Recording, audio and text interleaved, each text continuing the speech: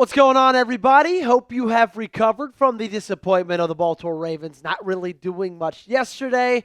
But the good news is it doesn't mean they're 100% totally done, because there are still a few free agent targets out there that I would not hate the Baltimore Ravens going after. Sure, they got a lot of weaknesses. We're going to tell you those in just a second. But there's still some options out there that I feel like could help those weaknesses maybe not turn into strengths, but maybe not be as big of weaknesses. I'm going to give you 5 free agent targets, 1 bonus future free agent target. You'll get what I'm saying in just a second. You think the Ravens need to make a signing? Let me know by liking today's video. If you like it, then I'll know that you think they do. Because I wish that they would have done a little bit more yesterday, so I'm in this same boat as well, just like you. I think the Ravens need to make a signing, so if I were watching it, I'd like it. You do the same. In my opinion, they've got 4 big weaknesses right now, okay?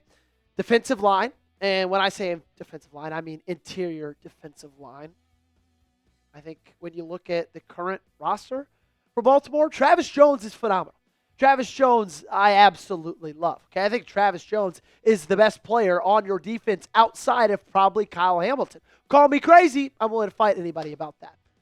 Offensive line. Do I need to say more? Daniel Fa'alele, Andrew Voorhees, they're not good enough. They've never been good enough. They will never be good enough. Those are the 2 things I really wanted you to add yesterday, but you didn't. Cornerback, I still think needs to have a conversation at some point. And then edge rusher, although you did add Draymond Jones, I would not mind adding another piece. David Ojabo still has a Ojabo, and I don't know how smart that is for Baltimore. Let's start with these free agent options. Number 1, let's talk about Asante Samuel Jr., okay? And these are not in order of greatest need, because if they were, we'd start with defensive tackle or offensive line. But I think these are going to be in order of guys I feel like would be the most helpful for this team at their current spot. Asante Samuel Jr. got some pretty big news 2 days ago.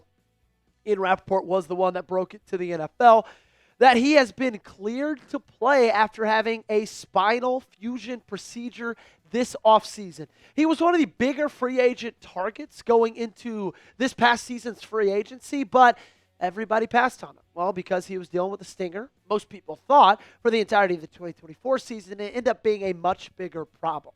We knew that he was going to have a CAT scan in October.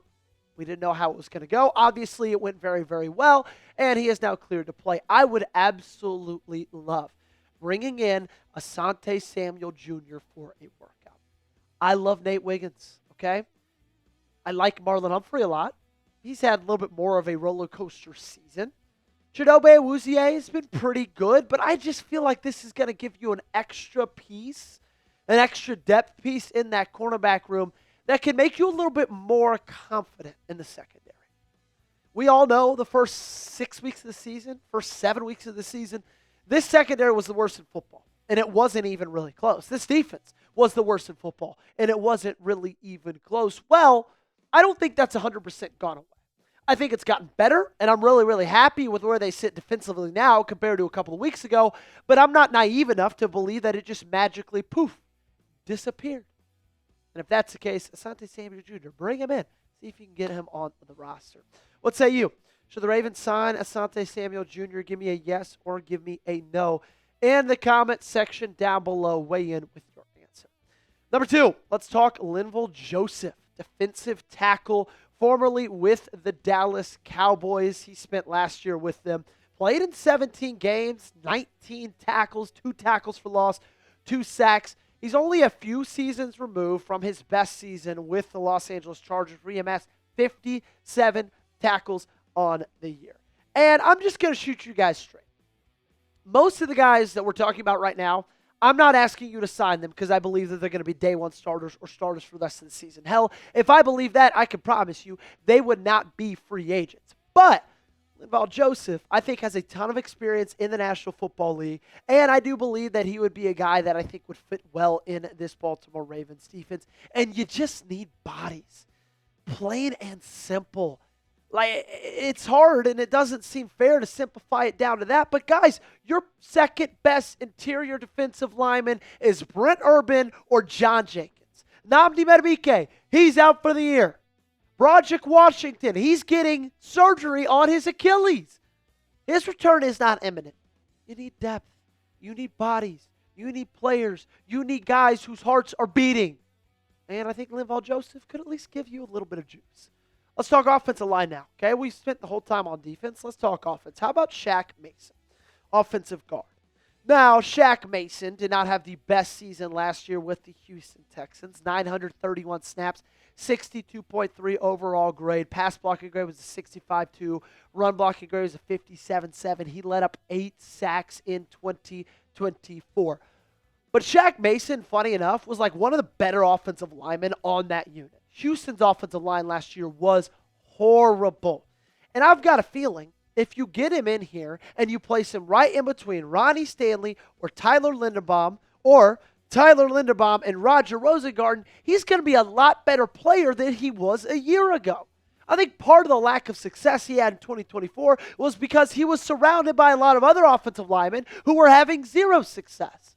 And let's just be real with each other. Can I be honest with you?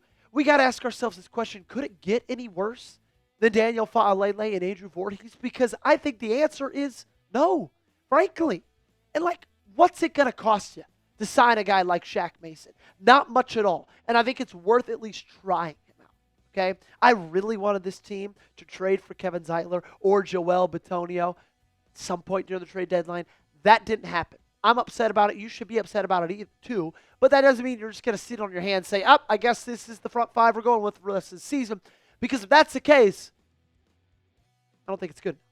Something I know is good enough is our sponsor of today's video, our great friends over at Prize Picks. Today's show, the reason you're getting to watch it is because our friends at Prize Picks. The hard-hitting football action is even better with Prize Picks. The weather might be changing, but the feeling of being right never gets old.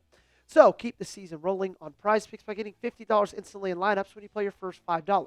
Follow other Prize Picks players directly on the app and copy their lineups in one click, whether it's a friend, a celebrity partner, or just someone whose picks you like. Hit the follow button and check out every lineup they create in the new feed tab on Prize Picks. On Prize Picks, how you play is up to you. If you want flexibility, choose Flex Play, where you can get paid even if one of your picks misses. And if you want the biggest payouts, go for the Power Play. No matter your play, Prize Picks is a great way to put your takes to the test. I'm putting my takes to the test for tomorrow's Thursday Night Football game of Broncos, Raiders, AFC West clash. Give me the more on Bo Nix, 20.5 rush yards. Give me the more. I love this Prize Pick. 3.5 yards on the first rush for J.K. Dobbins, former Baltimore Raven, J.K. Dobbins. And go ahead and give me the less on Ashton Genty, 48.5 rush yards. Think that Denver defense is something serious. So download the app today and use code CLNS to get $50 in lineups after you play your first $5 lineup. That's code CLNS to get $50 in lineups after you play your first $5 lineup. The link to this promo is in the comments and description of today's video. Prize Picks, it's good to be right. We got a couple more free agent targets to talk about. How about Stephon Gilmore, cornerback? Most recently spent time with the Minnesota Vikings, and he had a pretty solid season in 2024. 56 tackles, 9 pass breakups, and an interception. He had a really impressive year in 2023 with Dallas. 13 pass breakups, 2 interceptions. You can kind of see that since he left New England, he's just been bouncing around teams, 1-year deal to 1-year deal to 1-year deal, and that's just because of his age and the position that he plays mixed with that age. But anytime you get past the age of 34 in this league, you're most likely going to be a 1-year deal kind of guy, and that's just kind of where Stephon Gilmore is right now. I believe in the same things in this quarterback room as I did when talking about Asante Samuel Jr. Now, the upside quite isn't there like it is with Asante because he's young, he's athletic, he's got a future in front of him when it comes to the National Football League. But what Stephon Gilmore lacks in athleticism, and I say this every time we talk about him, I think he makes up for tenfold in his IQ of the game and how smart of a player he is. I think that helps him out a ton. I would love to see him in Baltimore. Last one, DeMarcus Walker, defensive end. I just think that this edge room still isn't good enough, okay? I'm just going to be honest with you. Mike Green, he's been fun, but I still think he's got to grow a lot. Draymond Jones, excited about what he's going to bring. Kyle Van Noy, yeah, he's getting older. He's still a good ball player, but look at DeMarcus Walker. Look what he's put up numbers-wise over the last 4 seasons. 7 sacks combined in the last 2 years. 7 sacks total in 2022. You're telling me that doesn't fit somewhere in this team? You're telling me that you'd rather have David Ajabo over production like that? I'm sorry. I'm not seeing it. You're telling me you'd rather have Carl Lawson over production like that. Now, I teased this earlier. I said a free agent target that's not a free agent yet. We're going to give this guy's an honorable mention. How about Calais Campbell? Now, this isn't going to happen anytime soon. This is more of a mid-December type signing. He's not a free agent right now. So, Joey, why is this on today's video? Well, if you remember last year, mid-December, on the nose, Barry Jackson, and yes, that is Ian Rapoport's picture. Please forgive us. He tweeted out whether Calais Campbell will finish the season here is fluid, talking about his time in Miami. We'll be here at least as long as in playoff contention. If Finn's eliminated, Dolphins releasing him to join contenders still in play. I believe that is in contention, in play to happen this season as well.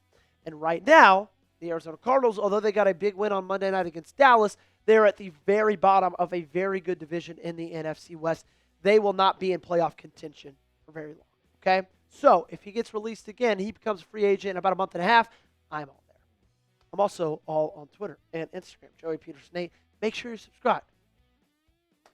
All right, that's it. See you next time.